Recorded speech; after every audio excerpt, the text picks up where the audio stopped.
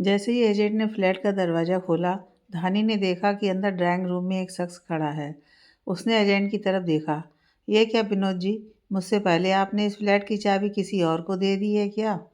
नहीं धानी जी, मेरे अलावा इस फ्लैट की दूसरी चाबी एक और एजेंट के पास भी है। घोष बाबू ज़रा सनकी हैं।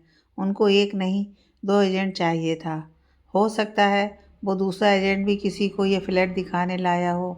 लेकिन विनोद जी, आपने मुझसे वादा किया था कि यह फ्लैट आप मुझे दिलवाएंगे, धानी ने कहा। मैम आप अंदर तो चलें, देखें आपके बजट में भी आता है या नहीं, या फिर हो सकता है आपको पसंद ही ना आए। अच्छा चलिए अंदर, कहकर धानी अंदर आ गई। उसने देखा एक 5 फुट 10 इंच का शख्स कमरे के बीचों बीच खड़ा फ्लैट का मुआयना कर रहा है। दरवाज़ा खुलने की आवाज़ सुनकर वो भी पीछे मुड़कर देखने लगा। धानी ने देखा कि वो एक हैंडसम सा आदमी है जिसकी आंखों का रंग हल्का भूरा है। फ्रेंच कट दाढ़ी उसके चेहरे पर बहुत जच रही थी। उसने नीले रंग की डेनिम की जीन्स और सफ़ेद रंग की शर्ट पहनी हुई है, जिसकी आस्तीन उसने अपनी कोहनी तक चढ़ाई हुई है। उसके बाल थोड़े से सफ़ेद हैं, जो ये बता रहे थे कि उसकी उम्र कोई 35 से ज़्यादा है, पर वो बहुत ही शानदार व्यक्ति लग रहा था। धानी एक बारगी उसको देखती रह गई, जब तक उसके साथ आए हुए व्यक्ति ने कहा, अरे विनोद, तुम भी आज ही अपने क्लाइंट को लेकर आए हो क्या? वो एक मोटा सा, छोटी हाइट का व्यक्ति था, जिसकी तोंद बाहर को निकली हुई थी। उसने भूरे रंग की पैंट और हल्के रंग की टी-शर्ट डाली हुई थी। जी सतीश जी, क्या आपको भी आज का दिन ही मिला था अपने क्लाइंट को यहाँ लाने के लिए? विनोद, जो धानी का एजेंट था, उसने मजाक में कहा। यह घोष बाबू के मित्र के परिचित हैं, नील कश्यप। उनका मुझे फ़ोन आया था कि इन्हें घर दिखला दूँ, और आज ही ये रांची से आए हैं, सतीश ने कहा। नमस्ते विनोद जी, नील ने अपने दोनों हाथ जोड़ दिए। नमस्ते, तो क्या आपको घर पसंद आ गया? विनोद ने कमरे की खिड़की खोलते हुए कहा। जी पसंद तो आ गया, पर किराया कुछ ज़्यादा है, इसलिए सोच रहा हूँ कि क्या करूँ। नील ने अपनी भूरी आंखों से धानी की तरफ देखते हुए कहा, जो बाहर की ओर देख रही थी। ये धानी जी हैं, विनोद ने धानी का परिचय नील से करवाते हुए कहा। नमस्ते, धानी ने भी अपने हाथ जोड़ दिए। धानी जी, आप भी घर देख लें, फिर फैसला करते हैं कि क्या करना है, विनोद ने कहा, और धानी को फ्लैट दिखलाने के लिए अंदर बेडरूम में ले गया। धानी घूम घूम कर पूरा घर देखने लगी। उसे फ्लैट बहुत ही पसंद आ रहा था। 10वीं मंजिल पर बने हुए फ्लैट के सामने पूरा नीला समंदर फैला हुआ था। जैसे ही विनोद ने खिड़की खोली, समंदर की ठंडी हवा धानी के चेहरे को छू गई। धानी उस हवा को अपने चेहरे पर महसूस करने लगी। उसे लगा जैसे बरसों से वो ऐसी ही जगह की तलाश कर रही है। वो कमरे में बनी हुई बालकनी में आ गई थी और बाहर का नज़ारा देखने लगी। बालकनी से बहुत ही सुंदर नज़ारा नज़र आ रहा था। विनोद उसे फ्लैट के फ़ायदे गिनवा रहा था और धानी का मन कर रहा था कि वो अभी इसी वक्त अपना सामान लेकर यहाँ पर आ जाए।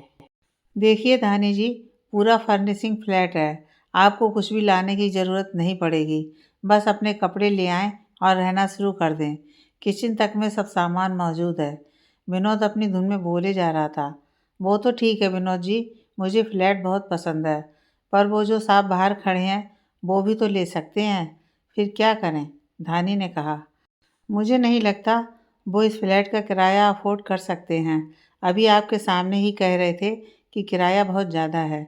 विनोद उसके पास आकर कान में फुसफुसाकर कहने लगा।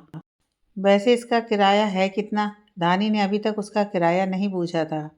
वैसे तो इसका किराया 1.5 लाख तक है, पर घोष बाबू ने मुझे छूट दे रखी है कि तुम 1.25 लाख तक ले सकते हो। मुझ पर बहुत विश्वास करते हैं ना? विनोद जैसे अपने आप पर इतरा रहा था। 1.5 लाख? ये तो बहुत ज़्यादा है। मैंने आपको कहा था कि 50,000 तक का कोई हो तो उसकी बात करना। यह तो मेरे बजट से बहुत ज़्यादा है। मैं इतना तो अफोर्ड भी नहीं कर सकती। धानी मायूस हो गई। धानी जी, समंदर के किनारे आजकल फ्लैट मिलते ही नहीं हैं, वो भी किराए पर तो बिल्कुल नहीं, और ये तो पूरा फर्निश है। इसकी कीमत तो अभी कम ही है। मुंबई में 50,000 में ऐसा घर इम्पॉसिबल है, विनोद ने कहा। फिर कोई और घर दिखाएं जो मेरे बजट का हो, धानी ने कहा और बाहर आ गई। वो घर ऐसा नहीं होगा धानी जी, विनोद ने कहा।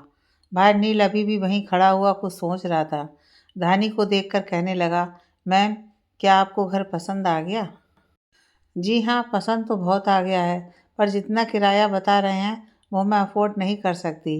धानी ने उसके चेहरे की तरफ देखते हुए कहा, हाँ, अफोर्ड तो मैं भी नहीं कर सकता, पर यह फ्लैट इतना सुंदर है कि छोड़ने का भी मन नहीं कर रहा है। नील के चेहरे से भी मायूसी झलक रही थी। पर क्या करें, शायद ऐसे घर में रहना हमारे नसीब में नहीं है। धानी भी मायूसी से बोली, आप दोनों एक काम करो, दोनों एक साथ ही फ्लैट ले लो और आधा आधा किराया दे देना, क्योंकि दोनों का ही बजट सेम है। तभी वहाँ चुपचाप खड़ा सतीश बोल पड़ा। क्या? नील और धानी दोनों चौंक कर सतीश की तरफ देखने लगे। ऐसा कैसे हो सकता है? मैं एक अनजान आदमी के साथ कैसे रह सकती हूँ? धानी आश्चर्य से बोली। विनोद जी, आप मुझे कोई और फ्लैट दिखाएं। हाँ, मैं भी किसी और के साथ नहीं रह सकता सतीश, मुझे भी कोई और फ्लैट दिखाओ। नील भी गुस्से से बोला। थोड़ी देर दोनों एजेंट चुप रहे और आंखों ही आंखों में इशारा करने लगे। फिर विनोद कहने लगा, आप लोग ठंडे दिमाग से सोच लो, जितना आप लोगों का बजट है उसमें इतना सुंदर फ्लैट नहीं मिल सकता। फिर नील जी, सतीश बता रहा था कि आपका ऑफिस भी बिल्कुल पास है, और धानी जी, आपका अस्पताल तो बिल्कुल ही पैदल चलकर आ जाएगा। सोचिए, इतने पास किसी का घर होता है क्या? नहीं तो इस शहर में आने जाने में ही घंटों लग जाते हैं। फिर बस में जाओ या फिर अपनी कार में। कहकर विनोद चुप हो गया और उसकी जगह सतीश बोलने लगा। देखिए, ये कोई घाटे का सौदा नहीं है। आपका जितना बजट है उसमें इतना सुंदर और वो भी समंदर के सामने घर मिलना आसान ना होगा। और फिर जान पहचान की क्या बात है, वो तो कुछ दिनों में हो ही जाती है। बाकी आप दोनों परिपक्व हैं, टीनेजर्स तो हो नहीं। सोच लीजिए, वरना हमारे पास तो और भी क्लाइंट हैं। आप ना करोगे तो कल कोई दूसरा आ जाएगा। जी हाँ, हमें तो हमारी दलाली से मतलब है। आप दोनों ही पढ़े लिखे मैच्योर लग रहे हो, और सौदा सच में फ़ायदे का ही है। सतीश के चुप होते ही विनोद ने बोलना शुरू कर दिया। नील और धानी दोनों सोच में पड़ गए कि बात तो सही है। इतना सुंदर फ्लैट उन्हें दोबारा नहीं मिलेगा, और उनका बजट भी तो कम है। क्या किया जाए? उन दोनों को सोचते हुए देखकर विनोद एक बार फिर से शुरू हो गया। देखिए, आप कहीं भी जाएंगे, पीजी में भी, तो किसी न किसी के साथ तो रहेंगे ही ना। वो कौन से जान पहचान वाले होते हैं? धीरे धीरे ही जान पहचान बढ़ती है। और इस एरिया में आपको इतना सुंदर फ्लैट नहीं मिलेगा। यह तो घोष बाबू ने बहुत पहले ख़रीद लिया था, और वो खुद यहाँ रहते थे, इसलिए इतनी सुख सुविधा बनाई हुई हैं। उनके बच्चे उन्हें कोलकाता ले गए और फिर ये फ्लैट भाड़े पर देना शुरू कर दिया। आप लोग दूसरे या फिर तीसरे किराएदार होंगे। विनोद अपनी पूरी जोर लगा रहा था कि यह फ्लैट भाड़े पर चढ़ जाए। नील धम से वहाँ पड़े सोफे पर बैठ गया। उसने अपने दोनों हाथ अपने गालों पर रख लिए और सोचने लगा कि ये दोनों कह तो ठीक रहे हैं। फिर उसने धानी की तरफ देखा। धानी ने हल्के पीले रंग का सलवार सूट पहना हुआ था। उसके बाल खुले हुए थे, कानों में छोटी सी बालियाँ पहने हुई थी। रंग गेहुआ था, शरीर भी थोड़ा भारी था। उसने माथे पर छोटी सी काली बिंदी लगाई हुई थी। उसकी उम्र भी कोई 30 के आसपास लग रही थी। उसने आंखों पर चश्मा लगाया हुआ था। वो एक साधारण सी लड़की लग रही थी, लेकिन चेहरे पर एक कशिश थी जो किसी को भी आकर्षित कर सकती थी। नील ने मन में सोचा कि इस बहनजी टाइप लड़की के साथ रहना पड़ेगा। चलो अच्छा है, साधारण सी लग रही है, कोई किचकिच नहीं होगी। थोड़ी देर तक वो सोचता रहा, फिर कहने लगा, ठीक है, मुझे मंजूर है, मैं आपको एडवांस दे देता हूँ। उसकी बात सुनकर धानी ने पलटकर उसकी तरफ देखा। वो उसे एक फ्लर्ट करने वाला आदमी लग रहा था। उसने मन में सोचा, पता नहीं शादीशुदा है या कुंवारा। लगता तो कुंवारा ही है, पर उम्र कुछ ज़्यादा लग रही है। फ्लर्टिंग करने वाला लग रहा है। क्या करूं? इतना अच्छा फ्लैट छोड़ने का भी मन नहीं कर रहा है। कुछ समझ नहीं आ रहा है। उसको चुप देखकर विनोद कहने लगा, धानी जी, आप भी कोई फैसला ले लें। मैं धानी चौंक कर बोली। वो अपने ख्यालों में गुम थी। विनोद के एकाएक पुकारने पर चौंक गई। जी, आपसे ही कह रहा है। आप भी फैसला कर लें तो घोष बाबू को फ़ोन कर दूंगा और एग्रीमेंट भी बन जाएगा, विनोद ने कहा। विनोद जी, क्या आप मुझे एक दिन देंगे? धानी ने कहा। जी ठीक है, आप कल तक बता दें, फिर मैं डील फाइनल कर दूंगा, विनोद ने कहा। और फिर सतीश से कहने लगा, चलो सतीश, तुम्हारे क्लाइंट ने तो हाँ कर दिया है। अब तुम्हारी दलाली तो पक्की हो गई है। सतीश हंसने लगा। चिंता न करें विनोद जी, आपके क्लाइंट को भी जगह बहुत पसंद आ गई है। वहाँ से भी हाँ ही होगी। आई होप सो, विनोद ने कहा। और फिर नील से कहने लगा, ये फ्लैट बहुत लकी है, यहाँ पर जोड़ियाँ बनती हैं। नहीं भाई, मुझे कोई जोड़ी नहीं बनानी है, और वो भी इस बहन जी से। नील ने हाथ जोड़ दिए और धीरे से बोला। लेकिन धानी ने यह बात सुन ली। अच्छा, तो मैं बहन जी हूँ? ठीक है, बताती हूँ इसे कि बहन जी क्या है। पर प्रत्यक्ष में वो कुछ नहीं बोली। तो धानी जी, कल तक हम आपकी हाँ का इंतज़ार करते हैं, विनोद ने कहा। धानी कुछ नहीं बोली और गुस्से से नील को ताकती हुई बाहर आ गई। लगता है मैम ने सुन लिया है जो आपने कहा है, सतीश नील के कान में फुसफुसाया। क्या सच में? पर मैं तो बहुत धीरे से बोला था। फिर जैसे अपने आप को तसल्ली दे रहा हो नील कहने लगा, सुन लिया तो सुन लिया, अब वो बहन जी लग रही हैं तो मैं क्या करूं? वैसे मैं किसी से नहीं डरता। फिर वो अपने आप में ही कहने लगा, क्या सचमुच उसने सुन लिया? यह तो ठीक नहीं हुआ। धानी होटल में पहुंच गई थी। वो बहुत गुस्से में थी। उसी गुस्से में उसने अपनी छोटी बहन बानी को फ़ोन लगाया। हेलो दी, क्या फ्लैट देख आई? कैसा लगा? उधर से बानी की चहकती हुई आवाज़ सुनाई दी, जिससे धानी का गुस्सा कुछ शांत हो गया। फ्लैट तो बहुत सुंदर है, पर किराया बहुत ज़्यादा है। मैं इतना किराया अफोर्ड नहीं कर पाऊंगी, धानी ने कहा। ओह, पर क्या तुम्हें वो फ्लैट पसंद है? बानी ने पूछा। बहुत पसंद है, और है भी बहुत सुंदर, कहते हुए धानी ने छोटी बहन को सारी दास्तान सुना दी।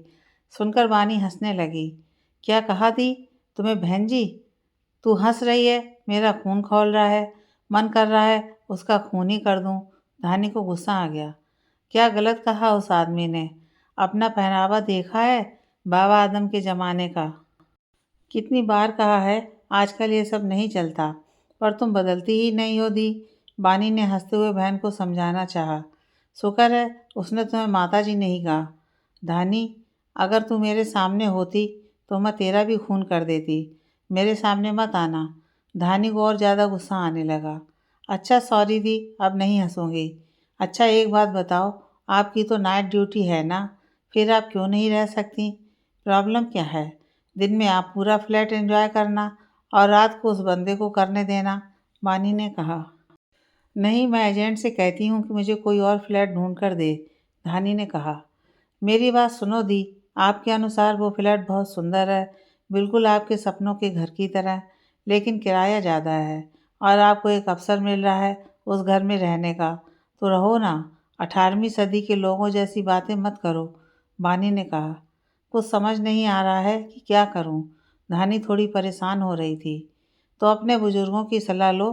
अच्छा एक बात बताओ, अगर उस आदमी की जगह कोई लड़की होती तो क्या आप फिर भी मना कर देते? नहीं, बिल्कुल नहीं।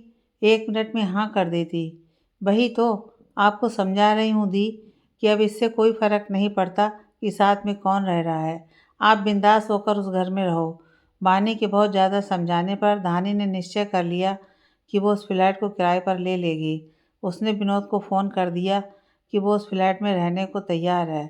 आप उसके एग्रीमेंट के पेपर तैयार कर लें। ठीक है मैम, आप कल 1 बजे मेरे ऑफिस ही आ जाइए। वहीं पर सारे काम हो जाएंगे, विनोद ने कहा और फ़ोन रख दिया। धानी को पूरी रात नींद नहीं आई। वो सोचती रही कि उसने कहीं कोई गलत फैसला तो नहीं कर लिया। सुबह तड़के 4 बजे उसकी आंख लगी और 7:15 बजे वो फिर से उठ बैठी। सुबह उठते ही उसने फिर से बानी को फ़ोन लगा दिया। बानी, मैं कोई गलत फैसला तो नहीं कर रही हूँ ना? दी, अगर वो आदमी आपके साथ कुछ गलत करेगा तो आप वो जगह छोड़ देना। आप कौन से छोटे से बच्चे हो, इतने बड़े डॉक्टर हो। अगर आप कहो तो मैं आ जाती हूँ। उस आदमी को 1 मिनट में पहचान जाऊंगी कि वो कैसा है, बानी ने कहा। नहीं मेरी माँ, तुम्हें आने की ज़रूरत नहीं है, मैं देख लेती हूँ। तुम अपनी फ्लैट संभालो, धानी ने कहा। ये हुई है ना अच्छी बात। अच्छा, अब मैं रखती हूँ, मेरे सर आ गए हैं, बानी ने फ़ोन रखते हुए कहा। ओके बाय, टेक केयर, कहकर धानी ने भी फ़ोन रख दिया और अपने आप को मजबूत बनाने लगी। ठीक 1 बजे वो विनोद के ऑफिस पहुंच गई थी। उससे पहले ही नील वहां पर मौजूद था। उसको देखकर नील खड़ा हो गया और उससे हाथ मिलाने के लिए अपना हाथ आगे बढ़ाया और कहने लगा, हेलो धानी मैम, आप कैसी हैं? कल ही तो मिले थे, एक दिन में क्या हो गया? धानी ने तुनक कर जवाब दिया और अपने हाथ जोड़कर विनोद को नमस्ते करने लगी। जी, मैंने तो वैसे ही पूछ लिया था। नील को धानी का जवाब अच्छा नहीं लगा, लेकिन वो अपने कल की बात को मद्देनज़र रखकर चुप रहा। तो मैम आप एग्रीमेंट पढ़ लीजिए। नील ने तो पढ़ लिया है, विनोद ने कागज़ उसके आगे रखते हुए कहा। वो सब तो ठीक है, पर सबसे पहले मेरी कुछ शर्तें हैं, फिर मैं एग्रीमेंट पर साइन करूँगी, धानी ने कहा। लेकिन मैं क्यों मानूं इनकी शर्तें? नील झल्लाकर बोला। एक मिनट नील, पहले सुन तो लो कि मैम की क्या शर्तें हैं, विनोद सकपकाकर बोला। हाँ तो मैडम, क्या शर्तें हैं आपकी? पहली शर्त है कि ये फ्लैट में स्मोकिंग नहीं करेंगे, धानी ने कहा। मैं स्मोक नहीं करता, नील ने कहा। दूसरी शर्त है कि ये फ्लैट में शराब नहीं पिएंगे। पानी पी सकता हूँ, नील ने हाथ जोड़कर कहा। हाँ वो जितना चाहे पी सकते हैं, धानी मुस्कुराने लगी और उसकी मुस्कुराहट बहुत प्यारी थी। मेरी भी शर्त है, नील ने कहा। क्या? सतीश बोला। अब आप भी नील जी? अरे बोलने दो ना, मैं मान जाऊंगी। अच्छा बताइए आपकी क्या शर्त है, धानी ने कहा। नील कुछ देर सोचता रहा, फिर कहने लगा। अभी नहीं याद आ रही है, फिर बताऊंगा। हाँ हाँ, धानी हंसने लगी। और कोई शर्त, विनोद ने कहा। हाँ एक इम्पॉर्टेंट शर्त, धानी अपने दोनों बाजुओं को लपेटकर खड़ी थी। बोलिए, नील ने उकताकर कहा। वो यह कि हाँ हाँ बोलिए ना, नील ने उकसाया। वो यह है कि आप अपनी कोई गर्लफ्रेंड को फ्लैट में नहीं लाओगे, धानी ने एक साथ कह दिया। यह क्या सतीश, मैं क्या जेल में जा रहा हूँ? मैं भी किराए के बराबर पैसे दे रहा हूँ, फिर मुझ पर यह सब पाबंदियाँ क्यों? नील झल्लाया। मुझ पर भी ये सारी पाबंदियाँ हैं, धानी मुस्कुराने लगी। आप भी अपने बॉयफ्रेंड को ला सकती हैं मैडम, मैं रोकूंगा नहीं, नील ने चिढ़कर कहा। मेरा कोई बॉयफ्रेंड नहीं है, धानी अभी भी मुस्कुरा रही थी। हो भी कैसे सकता है इस बहन जी का, नील ने मन ही मन सोचा, पर प्रत्यक्ष में बोला। मेरी कोई गर्लफ्रेंड नहीं है, वो इतना सुंदर फ्लैट किसी भी हालात में छोड़ना नहीं चाहता था। फिर ठीक है, तो फिर प्रॉब्लम क्या है? अब एग्रीमेंट बनाए क्या? सतीश और विनोद दोनों जो चुप बैठकर तमाशा देख रहे थे, एक साथ ही बोल पड़े। जी हाँ बनवा लें, धानी ने कहा और वहाँ पड़े हुए सोफे पर बैठ गई। और नील, आपकी कोई शर्त नहीं है ना, विनोद ने मजाक में कहा। नील ने विनोद को घूरते हुए देखा और नामे से हिला दिया। विनोद ने एग्रीमेंट तैयार करवाया। उसमें नील कश्यप का नाम पहले था और धानी गुप्ता का नाम दूसरे नंबर पर। यह देखकर धानी फिर से अड़ गई। क्या विनोद जी, मैं भी तो बराबर का किराया दे रही हूँ, इसलिए मेरा नाम दूसरे नंबर पर क्यों है? धानी जी, इसमें कोई फ़र्क नहीं पड़ता, चाहे किसी का भी नाम पहले हो, किराया तो एक सा ही देना है, सतीश ने समझाना चाहा, पर धानी तो जैसे अड़ ही गई थी कि नहीं, मेरा नाम पहले होना चाहिए। तो नील ने कहा, सतीश तुम इनका नाम पहले कर दो। नील जी, आप समझ नहीं रहे हैं, फिर से एग्रीमेंट तैयार करवाने का मतलब है फिर से पैसे खर्च करने पड़ेंगे और समय भी लगेगा। तो क्या धानी जी, आप दोबारा पैसे खर्च करने को तैयार हैं? मैं क्यों खर्चा करूँगी? ये मेरा काम नहीं है, धानी तुनक कर बोली। मुझे नहीं चाहिए ये घर। अब की बार नील को सच में गुस्सा आ गया था। आप इनके अकेले के लिए एग्रीमेंट बनवा दें। नील ने अपना फ़ोन उठाया और ऑफिस से बाहर निकलने लगा। रुकिए नील जी, मैं तैयार हूँ, आपका ही नाम पहले रख लें, धानी ने नील को पीछे से पुकारा। वो मुस्कुरा रही थी, जैसे नील को तंग करने में मज़ा आ रहा हो। उसे पता था कि ये घर इतना सुंदर है और नील के ऑफिस के पास है, वो किसी भी हालत में उसे छोड़ना नहीं चाहेगा। नील रुक गया और धानी की तरह बेवकूफ़ों की तरह देखने लगा। न जाने धानी की आंखों में क्या कशिश थी कि वो चुपचाप उसकी बात मान गया और पेपर्स पर साइन कर दिए। धानी ने भी साइन किया। उसके बाद विनोद ने उन दोनों को एक साथ 2 चाबियों के गुच्छे पकड़ा दिए और कहने लगा, लीजिए अब ये घर आपका हुआ, पर अपना ही समझकर इस्तेमाल करिएगा, ना कि किराएदार, क्योंकि घोष बाबू कभी भी आ जाते हैं यह चेक करने के लिए कि उनके किराएदार ने उनका घर कैसे रखा हुआ है। नील कहने लगा, यार यह बात तो तुमने पहले बताई नहीं, मैं एक बार फिर से सोच लेता हूँ। नहीं नहीं नील जी, चिंता करने की ज़रूरत नहीं है, कभी साल या फिर 2 साल में एक बार आते हैं, पर अब तो वो बहुत बूढ़े भी हो चुके हैं, अब तो शायद ही ना आए। पता नहीं यार, मैंने क्यों हाँ कर दी, कहते हुए नील ने अपनी चाबी पकड़ी और नीचे उतर गया। धानी ने भी चाबी पकड़ी और नीचे आने लगी। वो ऑफिस पहली मंजिल पर ही था, इसलिए धानी सीढ़ियों से नीचे उतरने लगी थी। तभी उसका पैर फिसला और वो गिरने लगी। नीचे नील खड़ा होकर ये सब देख रहा था। वो भागकर ऊपर आया और उसने धानी को पकड़ लिया। उसने अपनी बाजुओं से उसे थामा हुआ था। धानी ने उसे गुस्से से देखा और कहा, क्यों पकड़ा मुझे? आप गिर गई थीं इसलिए पकड़ा था। लीजिए छोड़ देता हूँ, कहकर नील ने उसे छोड़ दिया। धानी धम से नीचे गिर गई। उसको थोड़ी सी चोट लगी। बदतमीज कहीं का, धानी ने कहा और वहाँ से चली गई। नील भी उसके पीछे गया और कहने लगा, आजकल तो भलाई का ज़माना ही नहीं है। नील ने कहा और पार्किंग की तरफ चल पड़ा। उन दोनों के जाने के बाद विनोद और सतीश ने चैन की सांस ली। क्या क्लाइंट थे दोनों। जी विनोद जी, सर के बाल तो सफ़ेद थे पर लग रहे थे जैसे टीनेजर्स हों, सतीश ने कहा। पता नहीं कैसे एक साथ रहेंगे, देखना रोज़ किसी न किसी का माथा फूटा होगा। विनोद हो करके हंसने लगा। आप सही कह रहे हैं, पर हमें क्या, हमें तो अपनी दलाली से मतलब था, वो तो हमें मिल गई, सतीश ने कहा। हाँ यार, नील तो फिर भी ठीक है, पर वो धानी, वो तो लगता है नील को कच्चा ही खा जाएगी। देखा नहीं, हर बात में उसे कोई ना कोई प्रॉब्लम है। भगवान रक्षा करे नील की। दोनों ने एक दूसरे के हाथ पर हाथ मारा और हंसने लगे। नील पार्किंग में गया और अपनी गाड़ी लेकर आ गया। जब मेन रोड पर आया तो उसने देखा धानी पैदल ही चल रही है। कड़कती धूप थी, वो बार बार अपने माथे से पसीना पोंछ रही थी। लगता था उसकी कैब कैंसिल हो गई थी। नील को फिर एक बार उस पर तरस आ गया और अपने आप से कहने लगा कि मैं कितना बेवकूफ़ हूँ। फिर भी उसका दिल नहीं माना और वो उसके पास अपनी गाड़ी लेकर चला गया और उसके पास जाकर रोक दी।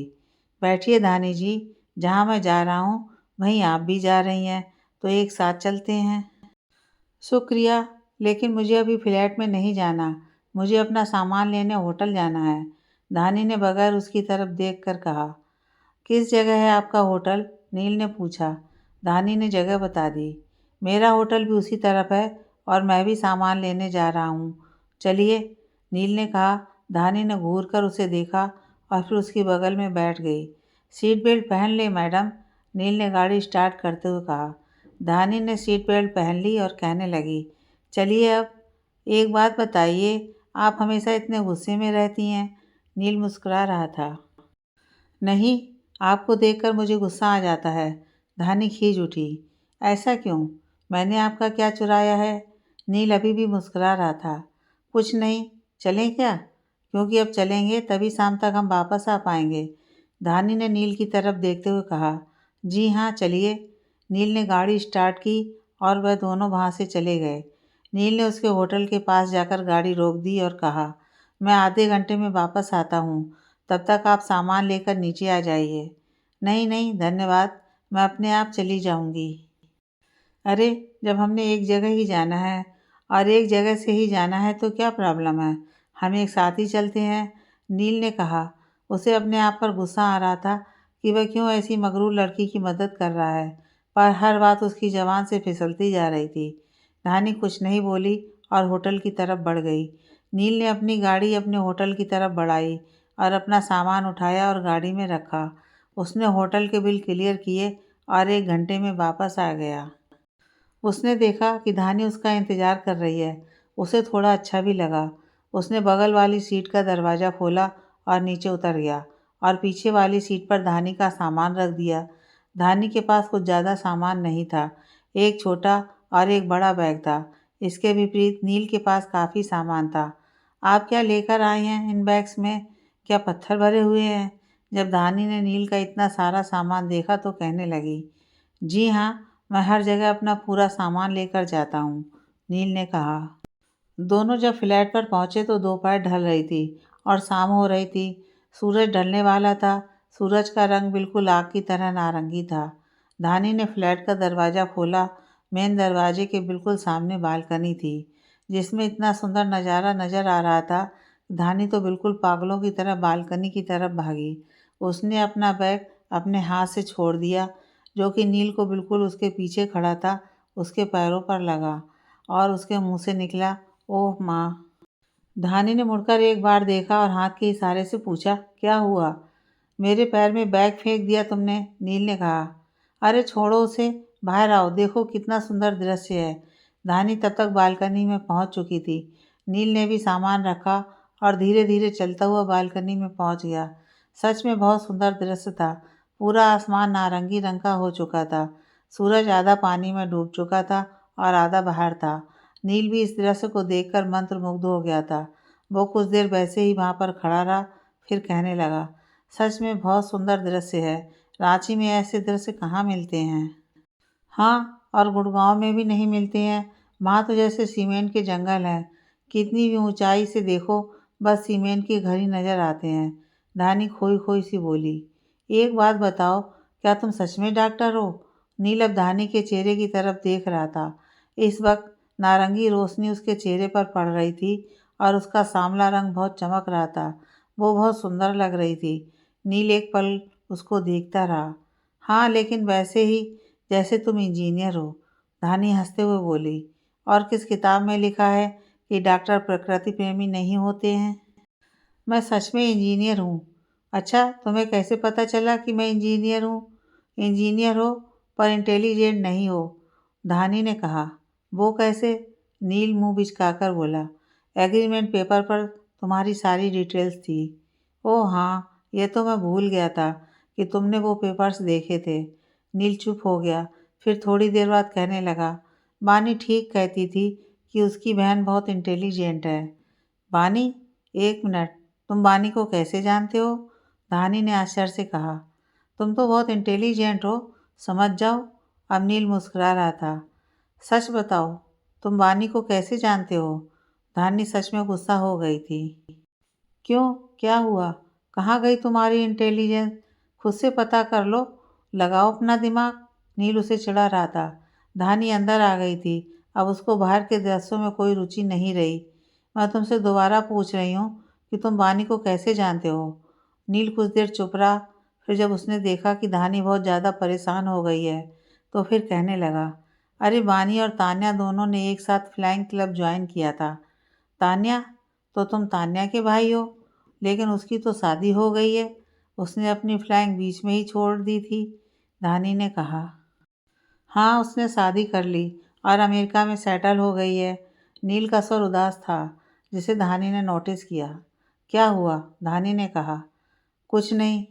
लेकिन तुमने मुझे पहचाना कैसे, धानी ने कहा। आज के सोशल मीडिया के दौर में पहचानना क्या मुश्किल है। तुम्हारी तस्वीरें फेसबुक पर देखी हुई हैं। तुम्हें देखते ही पहचान गया था। और मैंने बानी को भी फ़ोन किया था।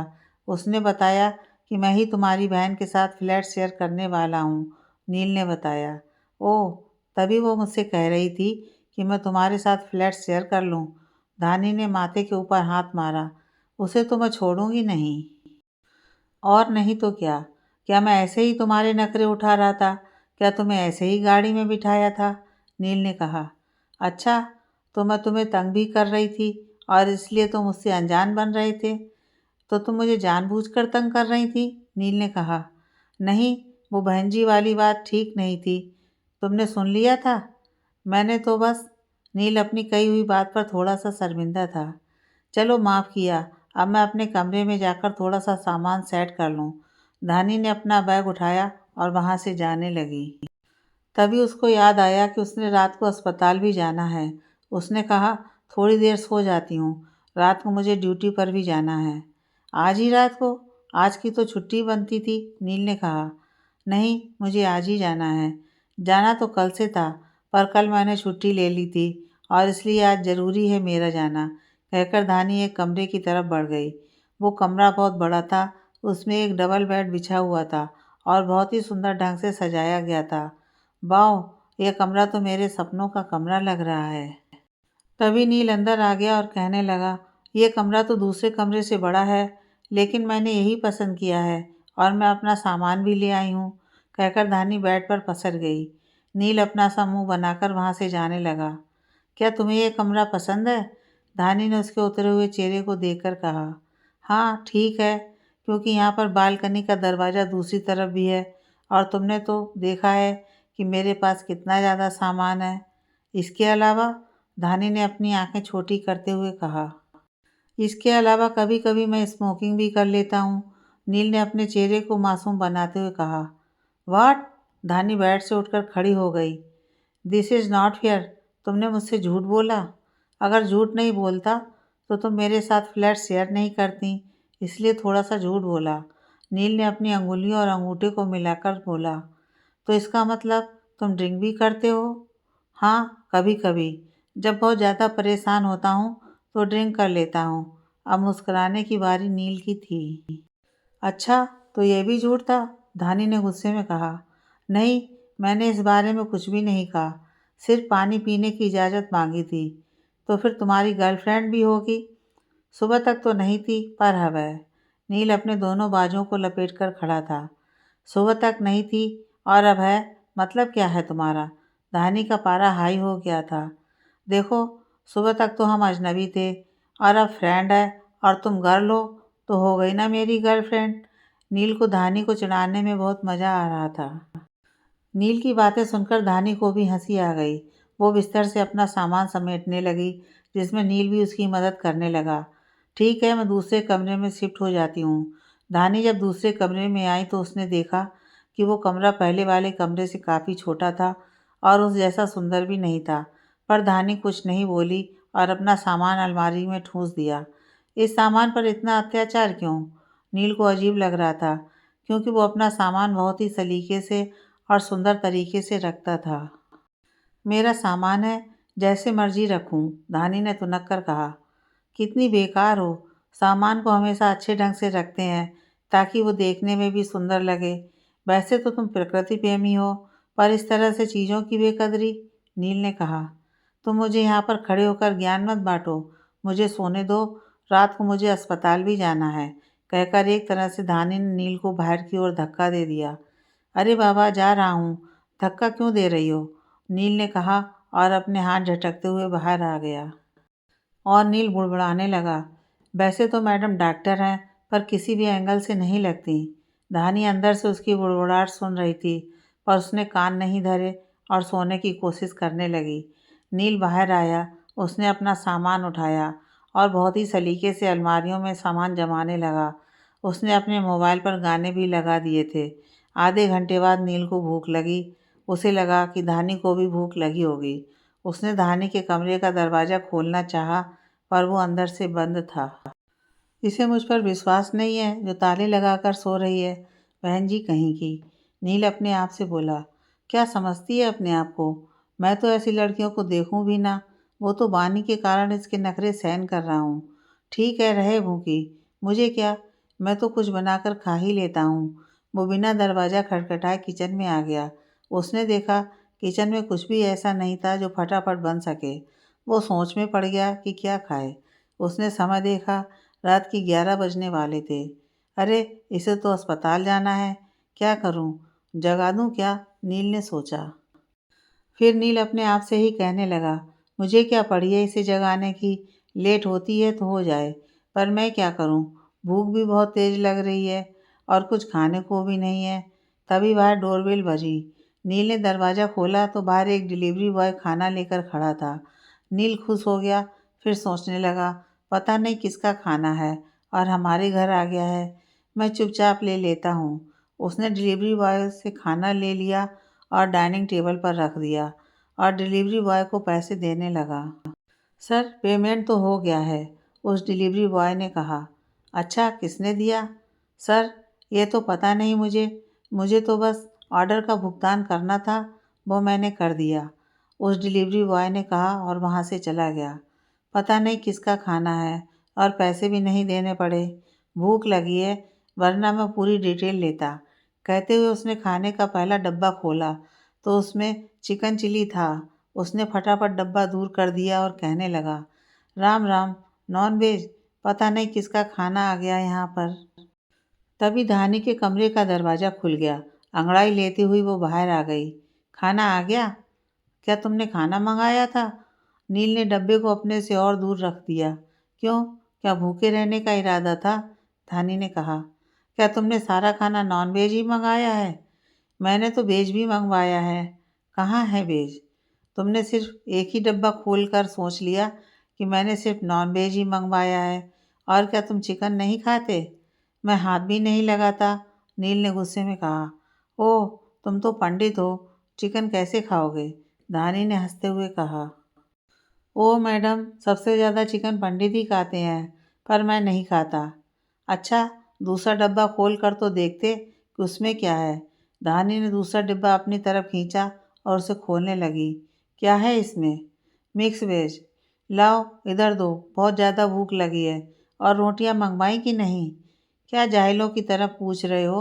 रोटियां मंगवाई कि नहीं? चपाती भी बोल सकते हो। ओह मैडम, भूख लगी है। अच्छा, इतनी ही भूख लगी थी तो ऑर्डर क्यों नहीं किया? दिमाग में नहीं आया। दिमाग होगा तभी आएगा ना। अगर मैं ऑर्डर ना करती तो भूखे ही सोना पड़ता तुम्हें, क्योंकि मैं तो अस्पताल जाकर खा लेती। धानी ने प्लेट्स निकालते हुए कहा। ओहो, आपका बहुत बहुत शुक्रिया धानी जी। आप प्लेट्स धो भी लीजिएगा, उसकी ज़रूरत नहीं है। क्या तुम इतने दिनों से बंद किचन में रखी गई गंदी प्लेट्स में खाना खाओगी? हे भगवान, तुमको डॉक्टर किसने बनाया? नील जी, मैंने विनोद जी से कहकर सारी किचन आज जी यहाँ आने से पहले साफ करवा ली थी। समझिए आप, तुमने तो कुछ नहीं करवाया, धानी व्यंग से बोली। मेरे दिमाग में ये बात भी नहीं आई, नील बोला। मैंने पहले ही कहा है कि दिमाग है ही नहीं तुम्हारा। पता नहीं किसने इंजीनियर बना दिया। कहीं नकल करके तो पास नहीं हुए थे? धानी ने प्लेट में खाना डालते हुए कहा। धानी, चुपचाप खाना खाओ और मुझे भी खाने दो। आज पहला दिन है, इसलिए तुम जो चाहो बोल सकती हो, पर आगे से देखना मैं इस घर का कितना ख्याल रखूँगा। नील फटाफट खाना खा रहा था। खाना बहुत ज़्यादा टेस्टी है, मज़ा आ गया। नील ने खाना खाकर कहा। अगर एक कप कॉफ़ी भी मिल जाती तो आनंद आ जाता। नील जी, मुझे किचन में काम करना नहीं आता, इसलिए आप ही कॉफ़ी बनाने की कृपा करें और मुझे अस्पताल के लिए तैयार भी होना है। कहते हुए धानी अंदर जाने लगी। क्या तुम्हें कुछ भी बनाना नहीं आता? नहीं, अंदर से धानी चिल्लाई। तो रोज़ खाना कौन बनाएगा? नील ने कहा। क्या मतलब है तुम्हारा? मैं तुम्हारे लिए खाना बनाऊंगी? इम्पॉसिबल, भूल जाओ। ये तो गलत है। मुझे लगा कि मैं एक लेडी के साथ रहूँगा तो मुझे अच्छे अच्छे खाने मिलेंगे। नील ने कहा। तुमने ये बात सोची भी कैसे? मुझे खाना बनाना नहीं आता, धानी ने कहा। क्या सचमुच तुम्हें खाना बनाना नहीं आता? बिल्कुल नहीं, धानी मुस्कुराने लगी। उसके चेहरे से लग रहा था कि वो झूठ बोल रही है। तो अभी तक कौन खाना बनाता था? नील ने कहा। कैसे खाना खाते थे? बस बन जाता था। अच्छा, आज तो तुम मुझे देर करवा कर ही छोड़ोगे। मैं जा रही हूँ तैयार होने, कहकर धानी अंदर चली गई। अजीब लड़की है, नील बड़बड़ाने लगा और अंदर धानी हंस रही थी। धानी तैयार होकर बाहर आई तो अच्छी लग रही थी। नील ने कहा, कैसे जाओगी? मैं तुम्हें छोड़ आता हूँ, क्योंकि रात के 12 बज रहे हैं। नहीं, मैं चली जाऊँगी, अस्पताल की कैब आएगी, मैं उससे चली जाऊँगी। धानी को अच्छा लग रहा था कि कोई उसकी फ़िक्र कर रहा है। धानी अस्पताल पहुँची। वहाँ पर उसने रिसेप्शन पर खड़ी लड़की पूनम को बताया कि वो डॉक्टर धानी है। नमस्ते डॉक्टर, आपका डॉक्टर रंगनाथ इंतज़ार कर रहे हैं, पूनम ने कहा। अच्छा, डॉक्टर रंगनाथ मेरा इंतज़ार कर रहे हैं? कहाँ पर? धानी बहुत उत्साहित होकर बोली। क्योंकि डॉक्टर रंगनाथ बहुत बड़े सर्जन थे और वो उसका इंतज़ार कर रहे थे। जी, अपने ऑफिस में, पूनम ने कहा। उनका ऑफिस कहाँ पर है? धानी ने कहा। जी चलिए, मैं आपको ले जाती हूँ, कहकर पूनम उसे रास्ता दिखाती हुई बोली और उसे डॉक्टर रंगनाथ के केबिन में पहुँचा दिया। हेलो डॉक्टर, मैं डॉक्टर धानी। धानी ने डॉक्टर रंगनाथ से हाथ मिलाते हुए कहा। हेलो डॉक्टर धानी, वेलकम, हम आपका ही इंतज़ार कर रहे थे।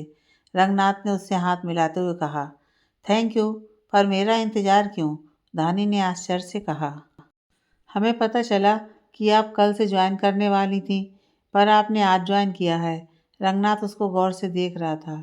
वो कल मैं यहाँ पर फ्लैट देखने गई थी, इसीलिए कल मैंने छुट्टी अप्लाई कर दी थी, धानी ने कहा। आपको एक ऑपरेशन करना है, वो भी आज ही। लेकिन सर, मैं तो उसकी केस हिस्ट्री नहीं जानती जिसका ऑपरेशन करना है, इसलिए मेरे लिए थोड़ा मुश्किल हो जाएगा। धानी परेशान हो गई थी। रिलैक्स डॉक्टर, आप ऑपरेशन थिएटर में अकेली नहीं होंगी, मैं आपके साथ होऊंगा, डॉक्टर रंगनाथ ने उससे शांत किया। दरअसल डॉक्टर मुरली ने आपकी बहुत तारीफ करी थी कि ब्रेन के ऑपरेशन में आपका जवाब नहीं, इसलिए हम आपका इंतज़ार कर रहे थे। ओह मुरली सर, वो मुझ पर बहुत भरोसा करते हैं और आशा करती हूँ कि मैं उनके भरोसे को कायम रख सकूँ, धानी विनम्रतापूर्वक बोली। ऑपरेशन 3 घंटे तक चला और कामयाब रहा। ऑपरेशन करने के बाद रंगनाथ उसको अपने कैबिन में ले गए। वेल डन डॉक्टर धानी, आपने बहुत अच्छा काम किया। थैंक यू डॉक्टर, पर अगर आप मदद ना करते तो मैं कुछ नहीं कर पाती, धानी ने कहा। कॉफ़ी चलेगी? डॉक्टर रंगनाथ ने कहा। जी सर। रंगनाथ ने बेल बजाकर पियोन को 2 कप कॉफ़ी लाने के लिए कहा और कहने लगे, आपको घर मिल गया? जी सर, धानी ने विनम्रता से कहा। क्योंकि यहाँ फ्लैट मिलना बहुत मुश्किल है, रंगनाथ ने कहा। जी सर, पर मुझे बहुत अच्छा फ्लैट मिल गया है, धानी ने कहा। अच्छा, तो आपको अकेले ही फ्लैट मिल गया? रंगनाथ ने कहा। नहीं सर, मुझे अपना फ्लैट शेयर करना पड़ रहा है क्योंकि उस फ्लैट का किराया बहुत ज़्यादा है, धानी ने कहा। तभी पियोन वहाँ पर कॉफ़ी रख गया। लीजिए डॉक्टर, हमारे यहाँ की कॉफ़ी बहुत अच्छी होती है। थैंक यू सर, कहते हुए धानी ने कॉफ़ी का कप उठा लिया और पीने लगी। डॉक्टर ग्रीस रंगनाथ की उम्र 40 साल के लगभग थी। वो ब्रेन के सर्जन थे। कद छोटा था, आंखें भी छोटी थीं, जिसके ऊपर चश्मा चढ़ा हुआ था। रंग गोरा था। उन्होंने ब्राउन कलर की पैंट और सफ़ेद रंग की शर्ट पहनी हुई थी। उनकी शादी हो चुकी थी और फिर तलाक भी हो चुका था और एक 8 साल का बेटा था जो पुणे में हॉस्टल में पढ़ रहा था। डॉक्टर रंगनाथ अपने बारे में धानी को सब बता चुके थे और उसके बारे में पूछ रहे थे। मैंने तो आपको अपने बारे में सब बता दिया, अब आप भी अपने बारे में कुछ बताएं, क्योंकि हम कुलीग हैं और एक दूसरे के बारे में जानना भी चाहिए। जी सर, ज़रूर। मेरी एक छोटी बहन है बानी, जो गुड़गांव में रहती है, वो पायलट है, धानी ने कहा। अच्छा, और आपके पेरेंट्स? रंगनाथ ने कहा। जी वो नहीं है, पापा तो तभी गुजर गए थे जब मैं 12वीं में थी और मम्मा 2 साल पहले नहीं रहीं, धानी ने धीरे से कहा। और आपका अपना परिवार? रंगनाथ ने कॉफ़ी का मग टेबल पर रखते हुए कहा। अभी मेरी शादी नहीं हुई है सर, धानी ने कहा। Oh okay. ऐसा लगा जैसे रंगनाथ ने एक गहरी सांस ली हो, पर धानी ने ज़्यादा ध्यान नहीं दिया। तभी बार किसी ने कैबिन का दरवाज़ा खटखटाया। यस कम इन, डॉक्टर ने कहा। एक बहुत ही सुंदर सी लेडी जिसकी उम्र तकरीबन 30 से 35 साल के बीच होगी, डॉक्टर रंगनाथ के कमरे में आई। Hello doctor. Hello doctor Kavita, Ranganath ने कहा। आपका ऑपरेशन कैसा रहा? ठीक था, पर बहुत ही लंबा चला और थकाने वाला भी था। आप बताइए, आपकी पेशेंट कैसी है? वो बिल्कुल ठीक है। तो आपने सेंचुरी पूरी कर ली? रंगनाथ ने हंसते हुए कहा। जी हाँ, बहुत ही प्यारी बच्ची पैदा हुई है, एकदम रुई जैसी, नरम सी, मुलायम सी, कविता ने हाथ के इशारे से कहा। अच्छा, यह है डॉक्टर धानी, ब्रेन स्पेशलिस्ट, और धानी, यह डॉक्टर कविता हैं, गायनाकोलॉजिस्ट। रंगनाथ ने दोनों का परिचय करवाया। धानी ने उनके सामने हाथ जोड़ दिए। नमस्ते। हेलो, तो आप हैं डॉक्टर धानी? आपका तो बहुत बेसब्री से इंतज़ार हो रहा था, कविता ने भी हाथ जोड़कर कहा। धानी हंसने लगी। जी सर ने बताया था। दरअसल मुरली सर मुझे बहुत मानते हैं, बिल्कुल अपने बच्चों की तरह। हाँ डॉक्टर मुरली मेरे भी गुरु हैं। मैंने पहली ब्रेन सर्जरी उनके साथ ही करी थी, रंगनाथ ने कहा। जी हाँ, वो बहुत काबिल डॉक्टर हैं, उनका कोई जोड़ नहीं है। जिसका भी ऑपरेशन करते हैं वो ठीक हो जाता है। वो सच में बहुत बड़े न्यूरोलॉजिस्ट हैं, धानी ने कहा। हाँ हाँ, आप दोनों के गुरु बहुत लायक हैं, ये मैं भी जानती हूँ। पर क्या मुझे भी एक कप कॉफ़ी मिलेगी? कविता शायद बोर हो गई थी। ओह यस, कहते हुए रंगनाथ ने कविता के लिए कॉफ़ी ऑर्डर कर दी। थोड़ी देर तक तीनों बातें करते रहे। फिर कविता ने कहा, सुबह के 5 बज गए हैं, मैं तो घर जा रही हूँ और आराम से सोऊंगी।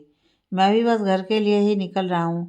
धानी चलो, तुमको भी छोड़ देता हूँ, तुम्हारा घर तो उसी तरफ है, रंगनाथ ने कहा। वो एकदम से आपसे तुम पर उतर आया। उसके ऐसा कहते ही कविता उसे गहरी नज़रों से देखने लगी, पर उसने इस बात की परवाह नहीं करी। लेकिन सर, मेरी ड्यूटी अभी तक ख़त्म नहीं हुई है, वो तो सुबह 10 बजे तक है, धानी ने कहा। आज तुम्हारा पहला दिन था और तुमने इतना बड़ा और कामयाब ऑपरेशन भी किया है, तो आज तो तुम्हारी छुट्टी बनती है, रंगनाथ ने कहा। जी ठीक है सर, अगर आप छुट्टी दे रहे हैं तो ठीक है। धानी भी घर जाकर सोना चाहती थी। ठीक है तुम चलो, मैं बस आया, कहते हुए रंगनाथ बाथरूम में चला गया। धानी बाहर आकर रिसेप्शन पर खड़ी हो गई और पूनम से बातें करने लगी। तभी वहाँ से कविता गुजरी। पूनम ने उसको भी विश किया। धानी ने भी कविता को विश किया। कविता भी हाथ हिलाते हुए वहाँ से चली गई। बहुत सुंदर है डॉक्टर कविता, धानी ने कहा। जी हाँ, पूरे अस्पताल में सबसे सुंदर डॉक्टर कविता ही हैं और बहुत अच्छी भी हैं। पर ना जाने क्यों डॉक्टर रंगनाथ और इनका तलाक हो गया। पूनम अपनी धुन में बोले जा रही थी। क्या डॉक्टर रंगनाथ और कविता दोनों पति पत्नी हैं? धानी ने आश्चर्य से कहा। धानी ने जब यह सुना कि डॉक्टर कविता और रंगनाथ पति पत्नी हैं तो उसे बहुत आश्चर्य हुआ। वो तो दोनों को कुलीग समझ रही थी। वो रिसेप्शन पर परेशान खड़ी होकर सोच रही थी कि ये सब क्या है। दोनों ऐसे व्यवहार कर रहे थे जैसे कि एक दूसरे के बस दोस्त हैं। धानी वहाँ पर खड़ी होकर ये सब सोच रही थी कि रंगनाथ अपनी स्कॉर्पियो लेकर वहाँ आ गया। बैठो धानी, रंगनाथ ने दूसरी तरफ से दरवाज़ा खोलते हुए कहा। धानी सकचाते हुए गाड़ी में बैठ गई।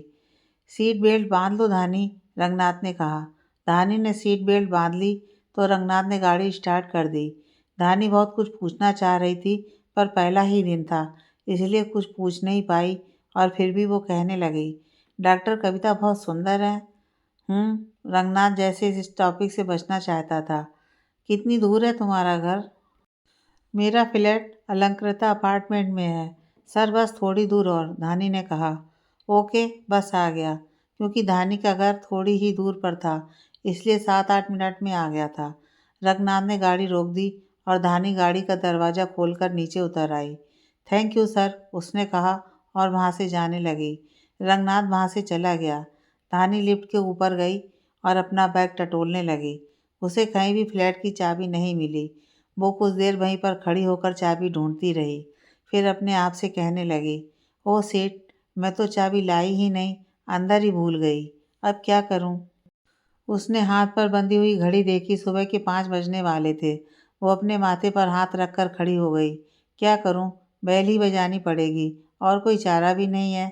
धानी ने एक बार बैल बजाई, किसी ने दरवाज़ा नहीं खोला। उसने दोबारा फिर से बैल बजाई, दूसरी बार भी किसी ने दरवाज़ा नहीं खोला। धानी परेशान होकर वहीं खड़ी रही। फिर वो कितनी बार बैल बजाती रही पर किसी ने भी दरवाज़ा नहीं खोला। इस बार उसने बैल के ऊपर हाथ ही रख लिया पर किसी ने दरवाज़ा नहीं खोला। आधा घंटा बीत गया था और दरवाज़ा नहीं खुला। धानी का सब्र खत्म हो रहा था। तभी नील ऊँघता हुआ आया और दरवाज़ा खोल दिया। धानी दंदनाते हुए अंदर आई। उसको देखकर नील की नींद उड़ गई। तुम इतनी सुबह? इतनी सुबह का क्या मतलब है? पिछले 2 घंटे से बेल बजा रही हूँ। कहाँ पर थे तुम? धानी बहुत ही गुस्से से बोली। बाथरूम में, और वहाँ पर बेल की आवाज़ सुनाई नहीं देती। नील ने भोलेपन से कहा। इतनी सुबह बाथरूम में क्या कर रहे थे? धानी गुस्से में क्या बोल रही थी उसको खुद ही नहीं पता था। सुबह सुबह बाथरूम में कोई क्या करता है तुम्हें नहीं पता? नील शरारत से बोला। मेरा मतलब, मैं कितनी देर से बाहर खड़ी होकर बेल बजा रही थी और तुम मज़े से बाथरूम में बैठे हुए थे। धानी को अभी भी समझ नहीं आ रहा था कि वो क्या बोल रही है। तुम इतनी परेशान क्यों हो? नील बहुत शांत था। परेशान नहीं होंगी क्या? पूरा अपार्टमेंट जग गया पर तुम नहीं जागे और दरवाज़ा नहीं खोला। मैडम, आप अपनी चाबी से दरवाज़ा खोल सकती थी, नील ने कहा। कहाँ है चाबी? नील उसे चिढ़ा रहा था क्योंकि उसने रात को ही चाबी टेबल पर पड़ी हुई देख ली थी। सुबह भी वो बाथरूम में था तो उसे महसूस हुआ था कि कोई बाहर बेल बजा रहा है। पर फिर उसे लगा कि इतनी सुबह कौन आएगा, क्योंकि धानी कहकर गई थी कि वो 10 या 11 बजे तक आएगी। उसने घंटी की आवाज़ सुनाई भी पड़ रही थी पर उसने अपना वहम मान लिया और फिर जब एकदम से घंटी की आवाज़ आई तो वो बाहर भागा और बाहर धानी खड़ी थी। वो मैं अपनी चाबी यहीं पर भूल गई थी। अब जाकर धानी का गुस्सा कम हुआ और अब उसे एहसास हुआ कि गलती तो उसकी है। शुक्र है तुम्हें एहसास तो हुआ कि तुम चाबी भूली हो और इसमें मेरी कोई गलती नहीं है। सॉरी, धानी बोलकर अपने कमरे में जाने लगी। सुनो, चाय पियोगी? नील ने कहा। चाय? वो कहाँ से आई? मैं बनाऊंगा और साथ में बिस्किट भी हैं। मेरा मतलब चाय का सामान और बिस्किट कहाँ से आए? वो मिताली दे गई है। अब ये मिताली कौन है? धानी के कदम रुक गए। वो अपने कमरे में जा रही थी कि मिताली का नाम सुनकर रुक गई और प्रश्नवाचक दृष्टि से नील को देखने लगी। राधा आंटी की बेटी? नील मुस्कुराते हुए बोला। उसे धानी को चिढ़ाने में बहुत मज़ा आ रहा था। अब ये तुम्हारी राधा आंटी कहाँ से पैदा हो गई? जिसने तुम्हें चाय का सारा सामान दिया है। धानी नील की बातों से और ज़्यादा चिढ़ गई। ऐसा करो, तुम फ्रेश होकर आओ और हम बालकनी में बैठकर चाय पीते हैं और मैं तुम्हें मिताली और राधा आंटी की पूरी कहानी सुनाता हूँ।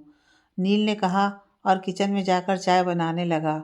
ओके, धानी ने कहा और अंदर ये सोचते हुए चली गई कि कौन है ये राधा आंटी और मिताली, जो रात के 12 बजे तक तो नील को नहीं जानती थीं और अब इतनी दयालु हो गईं कि चाय और खाने पीने का सामान भी दे दिया।